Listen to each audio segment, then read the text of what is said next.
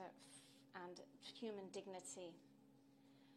We will be speaking more about him very soon. In memoriam, I would like to welcome Jorge Sampaio. We will remember him forever.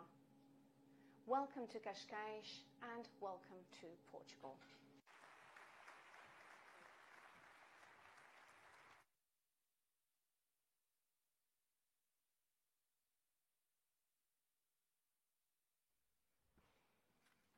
Thank you, Your Excellency, President Marcelo Rebelo de Sousa, for your commitment for fostering dialogue, understanding, and sustainable peace, which reflects the very essence of the values for which we are here today. The Alliance of Civilizations was formally launched in July 2005 as the initiative of the United Nations Secretary General. It is my profound privilege to introduce the United Nations Secretary General, Mr. Antonio Guterres. Mr. Secretary General, you have the floor.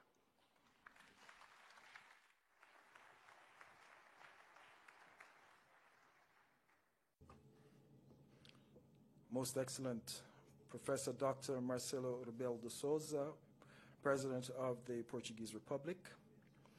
I'm grateful to Your Excellency and to the Government of Portugal, represented by the Minister of State and Foreign Affairs, for your hospitality and for hosting this global forum of the Alliance of Civilizations.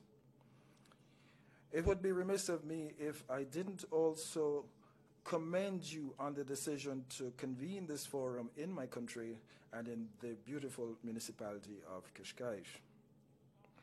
Portugal is a country that knows all too well the value of rapprochement and understanding between different cultures, civilizations, and traditions. I welcome the presence of His Majesty, King Felipe VI of Spain, and the sign of his commitment to the Alliance of Civilizations that his presence represents. Following the devastating floods that lashed the region of Valencia, I wish to convey to His Majesty, on behalf of the United Nations and on my own behalf, and I'm sure I do so also on behalf of everyone present here today, our deep solidarity with the people of Spain, and more specifically with the victims of this tragedy. I'm also pleased to have with us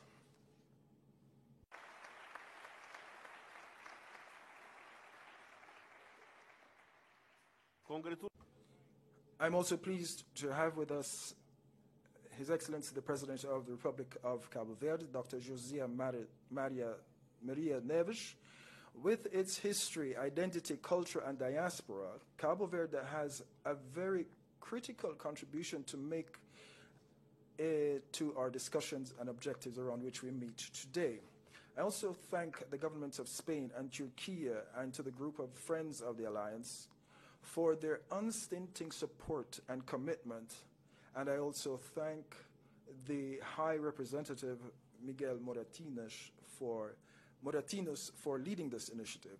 On this occasion, I wish to pay homage to the memory of Jorge Sampaio, a friend, a statesman, a builder of bridges, and a champion of social justice. The commemoration of the 20th anniversary of the Alliance and the Forum today are also a tribute to the legacy that Jorge Sampaio left us from his tireless work as the first High Representative of the Alliance of Civilizations. I welcome all states represented here today. But above and beyond the presence of representatives and policy makers, I also recognize the participation of members of civil society, of youth groups, of religious leaders, and various other actors. Your dedication, commitment, and collaboration are crucial. Excellencies, my dear friends, we are living in difficult times. Unfortunately, in many places across the world, the social fabric is under intense pressure. We see shameless strategies seeking to sow divisions and deepening existing divides. We are witnessing a wave of xenophobia, racism, and intolerance, with social media being used as a powerful weapon. And these tensions are increasing on several fronts. Human rights are under attack. The climate crisis continues to worsen, and sectarianisms of all types are proliferating. Conflicts and wars stoke and exacerbate each of these threats I just mentioned. In such a scenario, we need peace. More than anything else, we need peace. Peace in Ukraine, a just peace in accordance with United Nations Charter, with international law, and with the resolutions of the General Assembly. Peace in Gaza, through an immediate ceasefire, the immediate and unconditional release of all hostages, and the effective and unfettered delivery of humanitarian aid, and the beginning of an irreversible process towards a two-state solution. Peace in Lebanon, with an immediate cessation of hostilities and the full implementation of Security Council resolutions. Peace in Sudan, with all parties laying down their weapons and embarking on a path towards lasting peace. Regardless of where we may be, the United Nations Charter must be upheld, as must be international law, including the principles of sovereignty, territorial integrity, and the political independence of all states. Excellencies, the absence of peace is leading to an erosion of trust in the multilateral system, in societies, and in one another. Rebuilding trust is our essential task, and this makes the work of the Alliance of Civilizations more important than ever. I see four crucial areas where we must expand our efforts: in communities, online, across cultures and institutions. First, we need to build communities of trust and belonging. These are the foundation of more peaceful, just and resilient societies based on human rights and dignity for all. Building trust and cohesion cannot be done by governments and institutions alone. We need voices and actions across all levels, including grassroots organizations, marginalized communities, local authorities, and religious groups.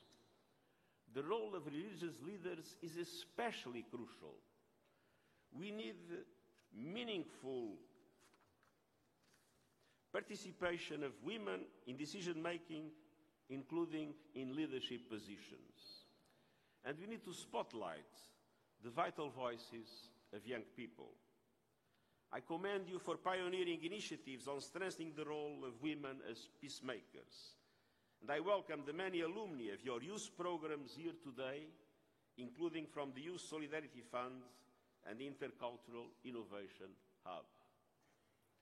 Second, we must rein in hate speech and disinformation spreading online. Hate-filled frenzies are perpetuating stereotypes and misconceptions. Misinformation and outright lies are fueling repulsive anti-Semitism, anti-Muslim bigotry, and attacks on minority Christian communities, among others. These are old tactics with a new medium.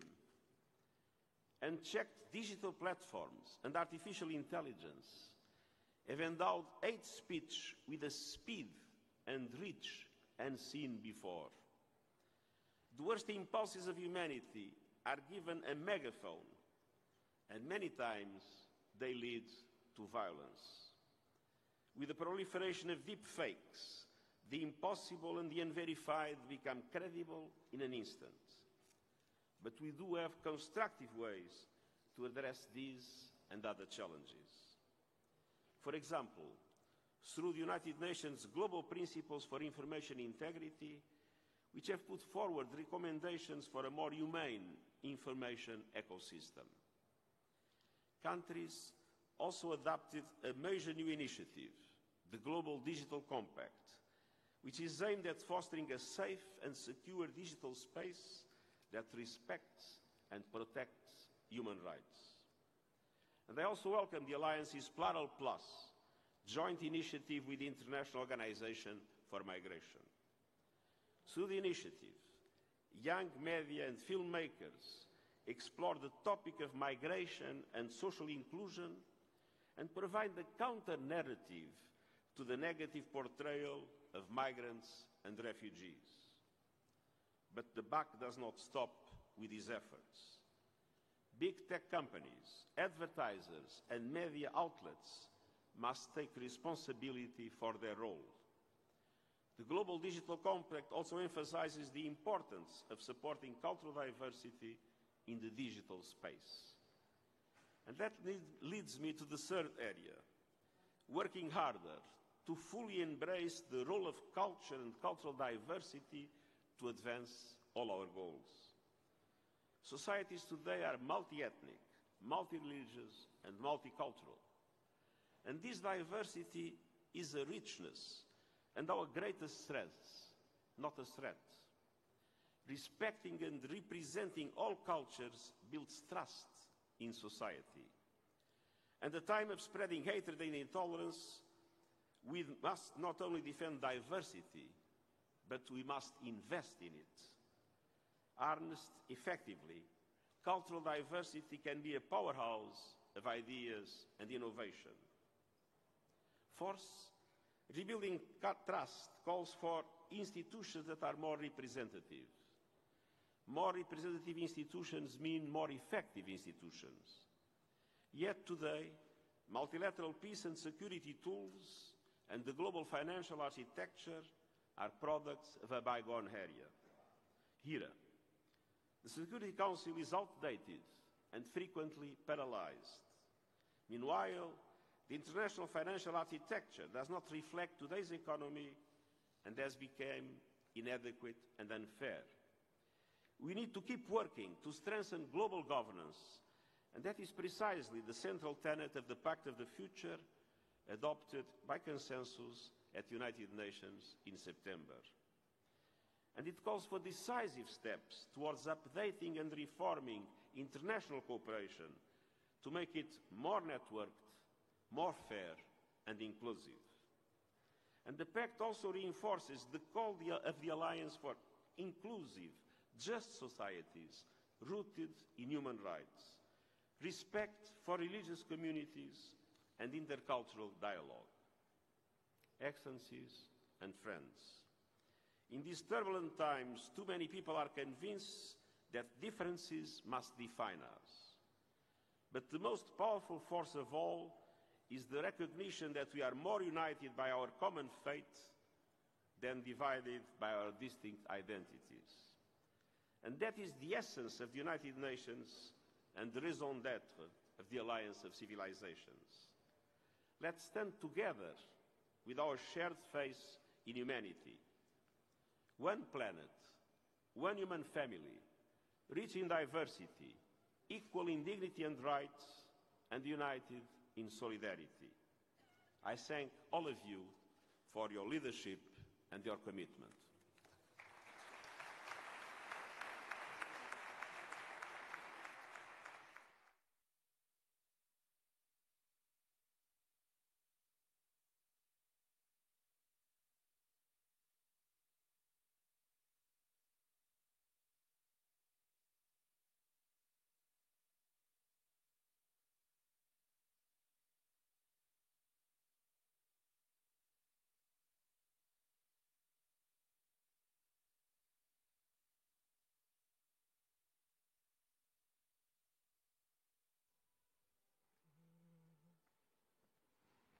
Agradecemos as palavras do Secretário-Geral da... We thank the United Nations Secretary General for his words.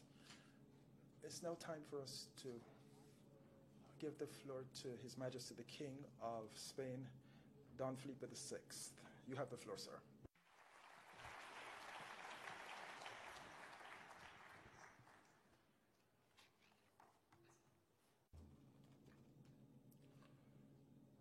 Your Excellency Sousa, President of the Portuguese Republic, President of the Republic of Cabo Verde, and all officials, Secretary General of the United Nations, Antonio Guterres, ministers, High Representative of Alliance of Civilizations, Miguel Angel Moratinos, members of the Diplomatic Corps, authorities, ladies and gentlemen, representing civil society here with us today.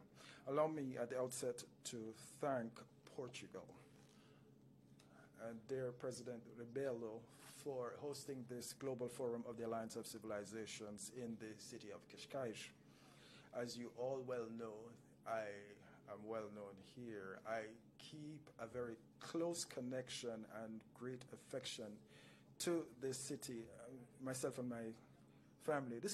We couldn't find a better venue for this multicultural event with this city open to the sea with seashells. It's the openness to the sea and to the world, and a great part of what brings us together today, as Jose Almada Negrillo said, all words together form our universe. I also greet the Secretary General of the United Nations, Antonio Guterres, and I thank him for his unstinting support to this political initiative led by the Secretary General since its inception, as well as High Representative Moratinos and the Minister of Foreign Affairs of Turkey, Hakan Fidan, who is here with us today, who co-sponsored with Spain this Alliance of Civilizations. It is a great honor to participate for the first time in the inaugural session of this global forum in its 10th edition under the banner United for Peace, Restoring Trust and Remodeling the Future. And I would like to share a few thoughts with you. We are no doubt living in a world of growing complexity, not only because of the open conflicts and wars where information of all types, whether it's helpful or not, or reliable or not, is coming in unimaginable volumes, and immediately they can propagate throughout the entire world indiscriminately. This reality, which we should not reverse, but rather submit. We shouldn't submit our capacity to understand and our critical thinking and our decision-making process. We should not subject any of that to this, but we must keep a close and unprecedented watch on these capacities and make sure that we participate fully in the political sphere and international relations. This is a world that is nourished by or fed by staggering change,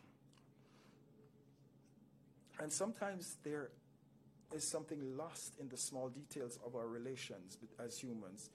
There is prejudice, lack of trust, and bigotry. And if we don't take time and look carefully and with subtlety and sensitivity, we can find ourselves with open conflict that can affect populations in entire regions across the world. But with our traditional knowledge, and before this era, diplomacy was already hard work dedicated to making sure we had good information always available and clear ideas to work with respect to the conflicts that we were trying to deal with, whether they were open or concealed, and the objectives had to be clear around which we were working. And these are factors that are conditioned by technology, time and immediacy, social pressure, the transparency required of us, and the capacity for knowledge and leadership.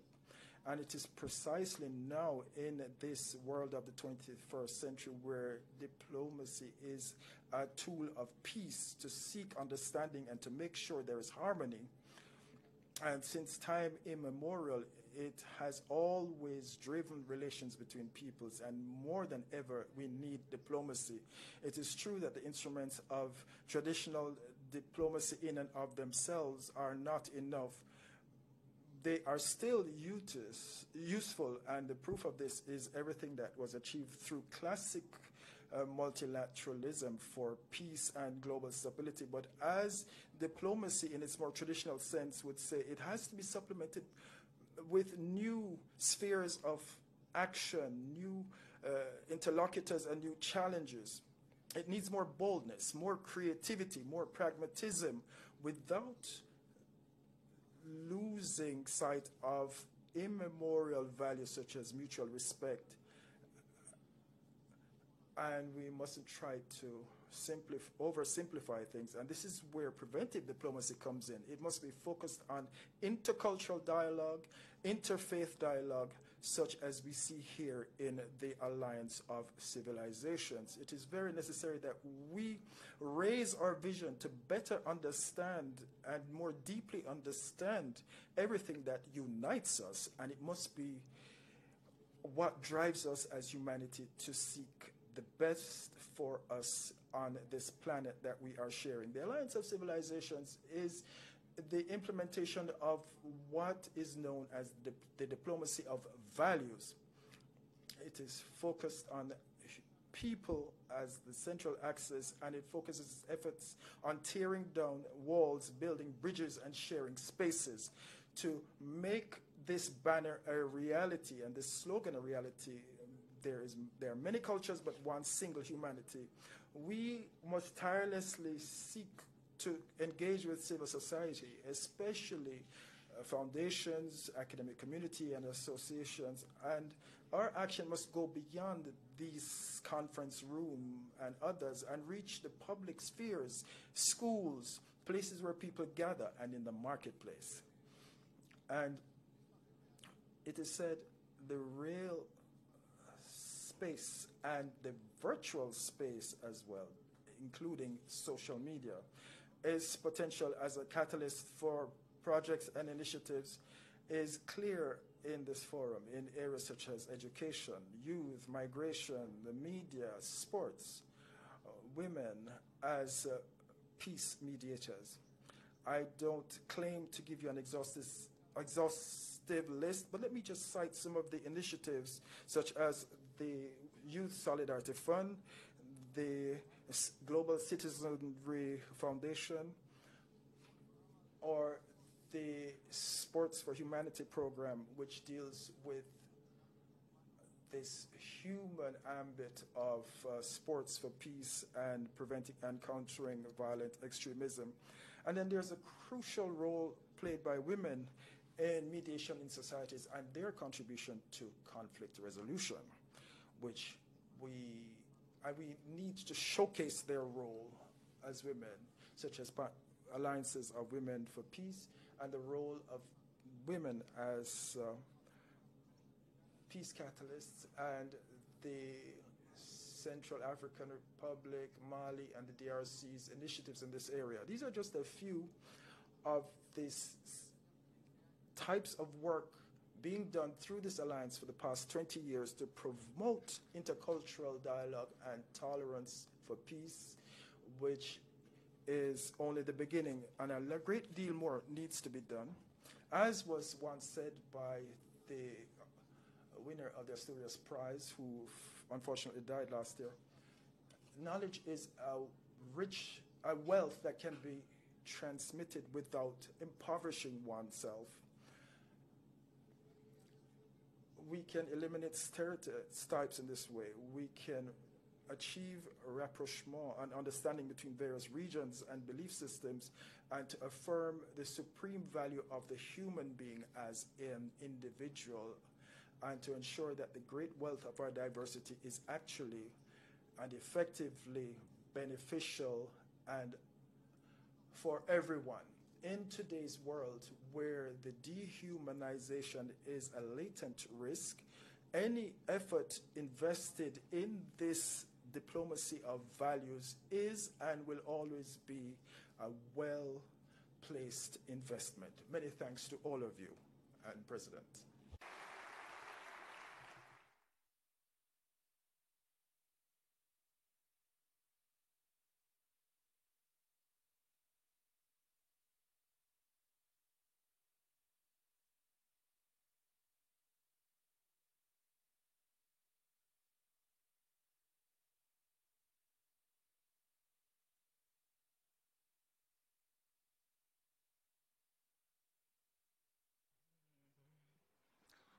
Thank you very much, Your Majesty, for such inspiring words, and thank you for Spain's consistent political and financial support to the United Nations Alliance of Civilizations.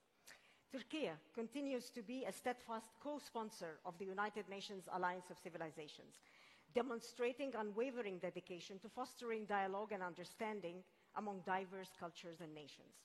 It is my distinct honor to welcome His Excellency, the Minister of Foreign Affairs of Turkey, Mr. Hakan Fidan.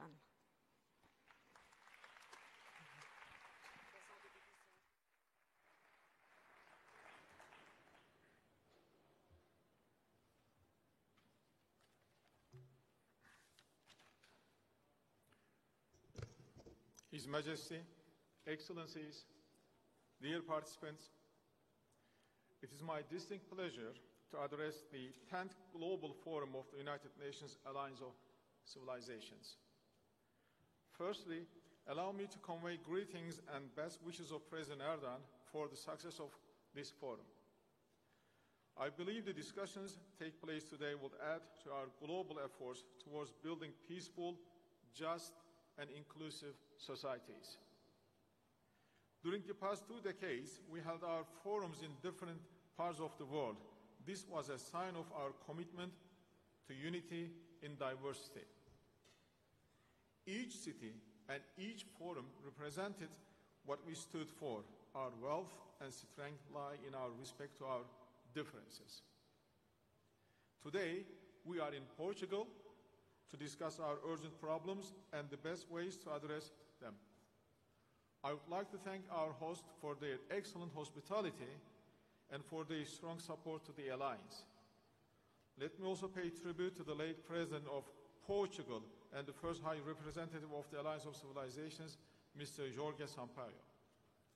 We'll always remember him for his contributions to Turkish-Portuguese friendship, as well as for building a solid foundation for the Alliance. I also would like to thank Secretary General Guterres and High Representative Morachinos for their dedicated services to the Alliance. Excellencies, Turkey and Spain launched the Alliance of Civilizations at a time when the international community was under strain due to rising polarization, intolerance, and discrimination. By taking this opportunity, I would like to also acknowledge, among the others, the presence of then Prime Minister Zapatero. He, together with then Prime Minister Erdogan, were the originators of the Alliance of Civilizations. As the co-sponsors of the Alliance, we have always believed that we have far more in common than what we divide us. We strongly defended that we can work together to promote the values of peace, tolerance, and human dignity. And we had no doubt that the world can be united against violent extremism in all its forms. Our goal was to formulate a collective response to the divisive and destructive trends. The wide and diverse participation in the work of Alliance is a testament to its significance. Distinguished participants, today, after 2 decades since its formation, we need this platform more than ever. Global order is fragmenting and hatred is intentionally being fueled. Extremism, xenophobia, and racism are on the rise. The genocide of the Palestinians by Israel worsens these problems. It fuels a growing rise of hatred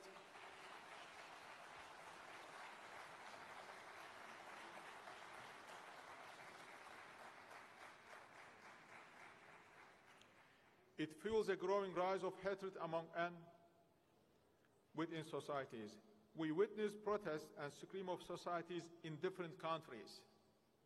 We have never been this close to the clash of civilizations in real terms. That is a warning for humanity. The more we keep silent, the more fragmentation in the international system will occur. What we witness today demonstrates exactly what we underlined in the report of our high-level group in 2006.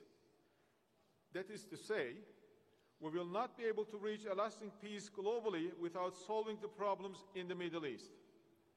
As long as tens of thousands of people, including innocent children, are killed in Gaza, and millions of people are abandoned to hunger, deprivation, and death, there will not be peace on the horizon.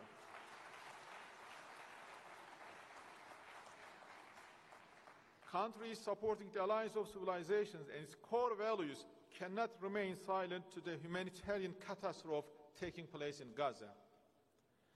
It is therefore no coincidence that the countries, those who want the peace in Palestine, are in this hall today. The ones who cannot even pronounce the ceasefire are in absence. The ones who lecture us on international law and universal values without respecting them are not in this hall today, because this is an alliance for peace. Peace not just in the West, but in the rest of the world too, including Palestine.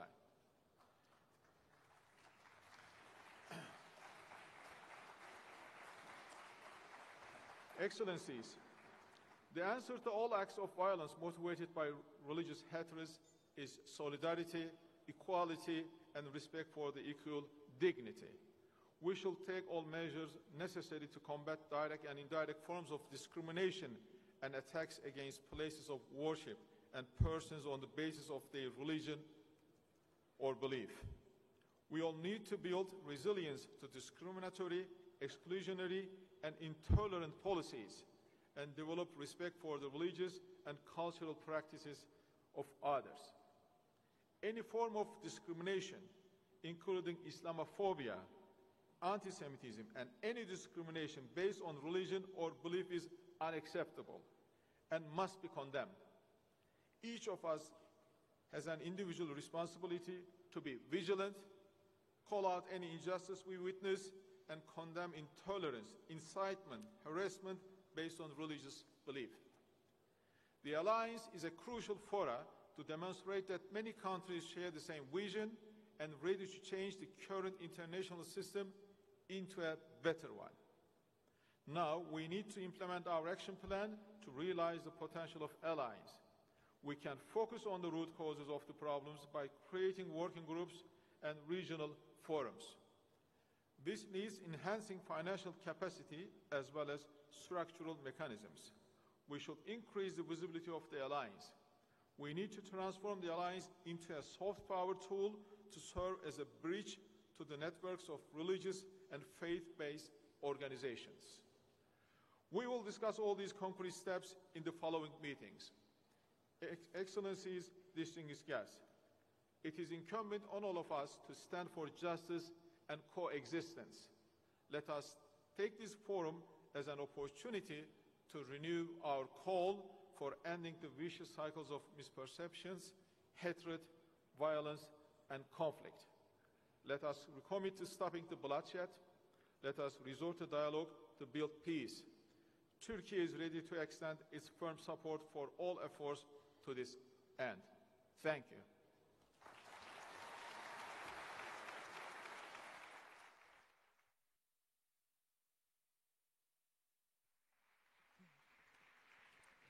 Uma aliança para a An alliance for peace. Yes, thank you very much to the Minister of Foreign Affairs of Turkey.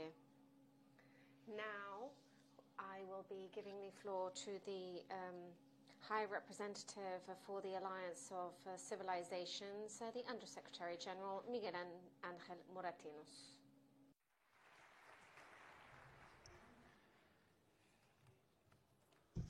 Bom dia. Good morning.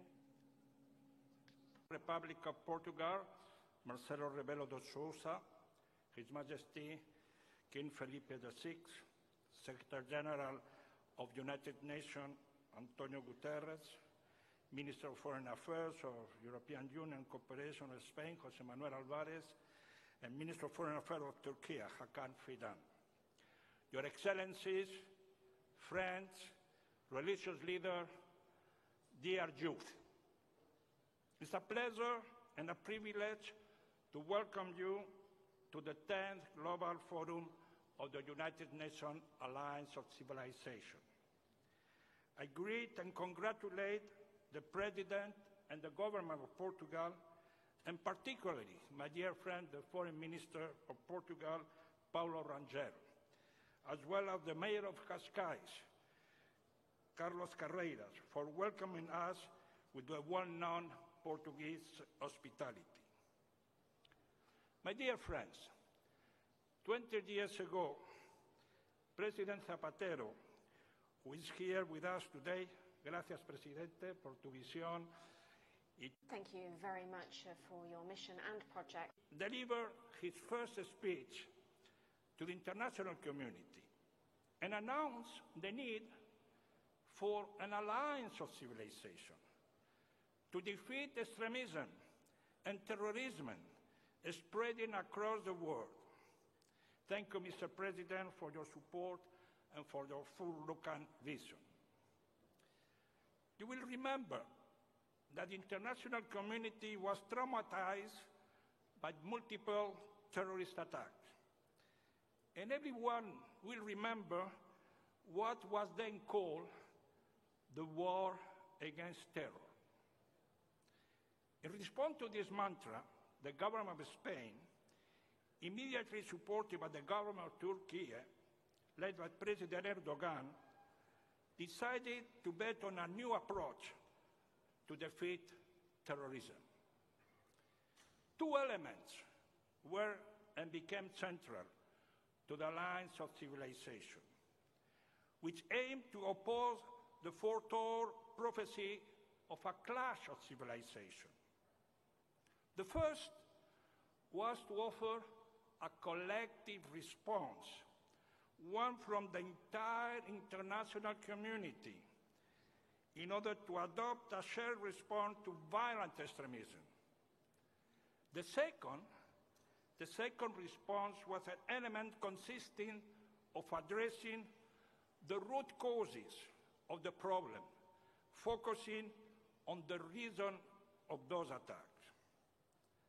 That was the beginning of the alliance, and the proposal from our dear friend, the first High Representative of the Alliance, President Jorge Sampaio, was centered, you remember, on prevention, to build society free from extremism and violence. My dear friends, today we met in Cascais, 20 years later, and we must evaluate our work and action. On a positive note, we can say that the Alliance has become institutionally consolidated and now is an integral part of the United Nations system. The group of friends has expanded worldwide and currently has 160 members. Our project has multiplied, moving from mediation to prevention, and strengthening intercultural, interreligious dialogue, and protecting religious sites, as well as fighting all forms of discrimination, whether it be anti-Semitism, Islamophobia, Christianophobia, anti-Hinduism, or any action that undermines the free and secure exercise of one belief and faith. However, we must recognize with humility and objectivity that many of the challenges that led to the creation of the Alliance are still present today. We must ask ourselves critically why we have not made more progress in our strategy to eliminate terrorism and violence within our societies. Let me be very clear and honest with all of you. The approaches and proposals of the Alliance have not always been prioritized. Our efforts have been limited to your human and financial capacities. Today, we find ourselves once again in certain areas facing what some call the war on terror. This obsession with achieving absolute security fails to learn of the lesson of the past and could lead us to repeat the same mistake. In response to this attitude, I ask myself, what are the defenders of peace?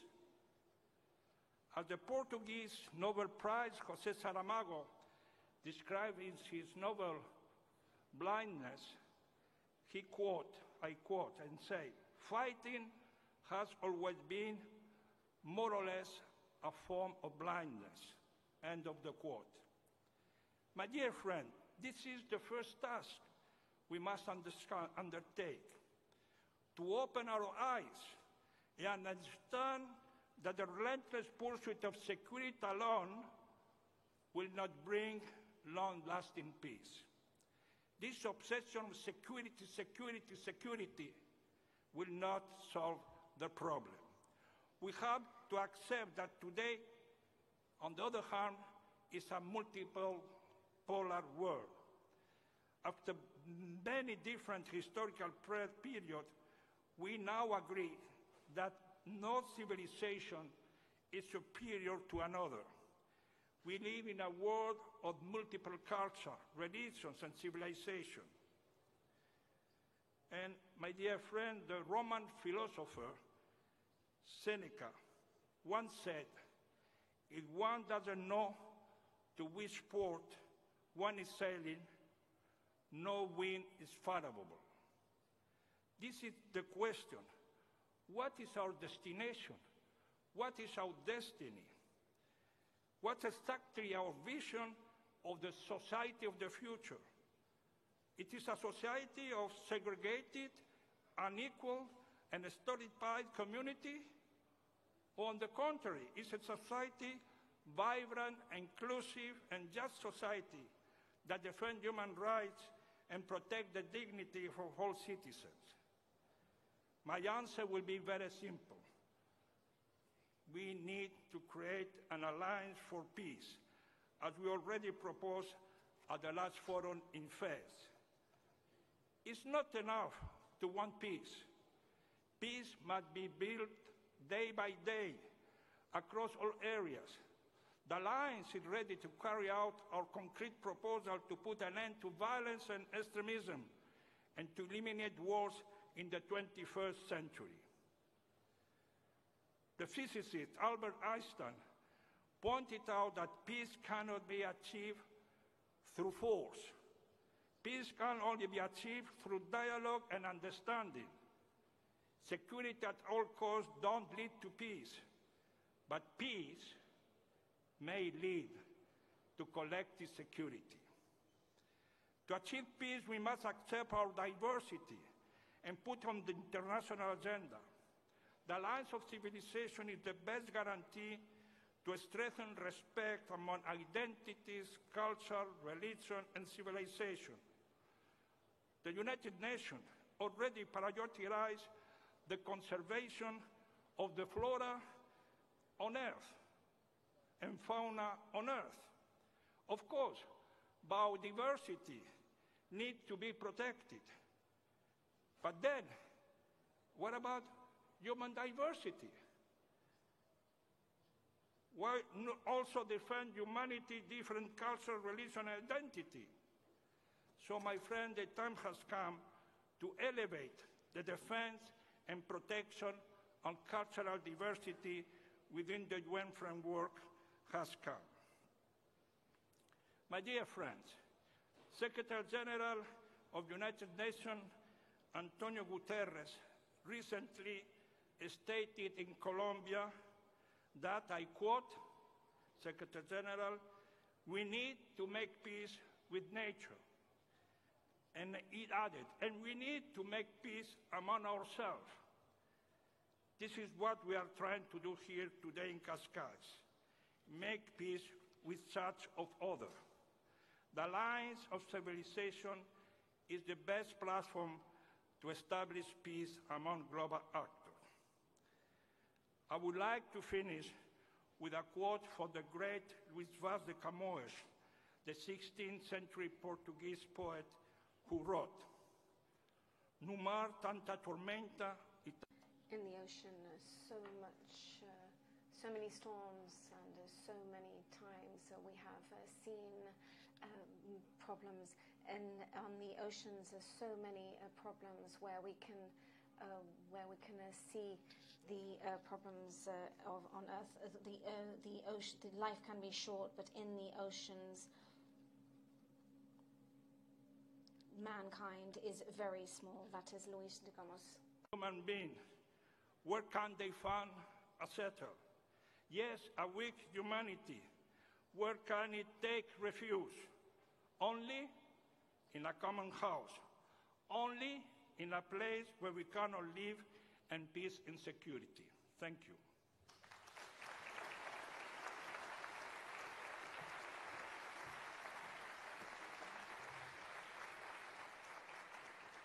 Thank you. Thank you very much, Mr. Miguel Angel Moratinos, Undersecretary General and High Representative of the United Nations Alliance of Civilizations, for your leadership and your vision.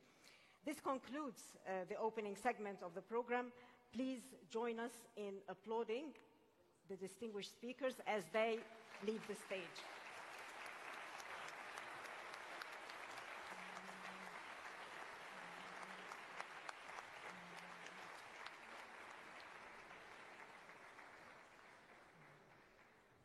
Agradecemos aos... Thank you very much to the speakers. This opening ceremony, however, is not yet over. We are now going to be opening the second stage of this opening ceremony. Some other speakers are going to be coming to the podium in order to give some statements on the occasion of the 10th Global Forum of the United Nations Alliance of Civilizations. Ladies and gentlemen and distinguished guests, welcome to this next segment, Special Reflections. The forum is both a celebration and a moment of reflection, as we look back with pride and we look forward with determination, as we work to restore trust and reshape the future through dialogue, collaboration, and collective action. Without further ado, let us begin with our distinguished lineup of speakers in this segment. It is my profound honor to invite to the stage Her Excellency President Vaira Vika-Friberga, President of Latvia from 1999 to 2007. Madam President. We stay. I think so. Or we exit. I think we stay.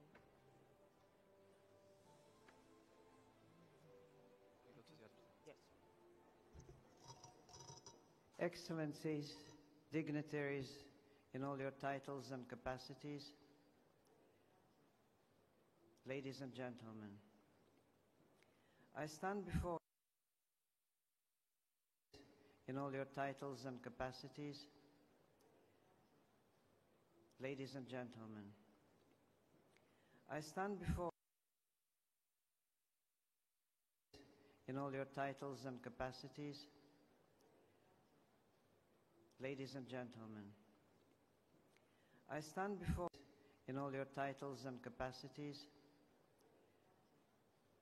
ladies and gentlemen, I stand before in all your titles and capacities, ladies and gentlemen, I stand before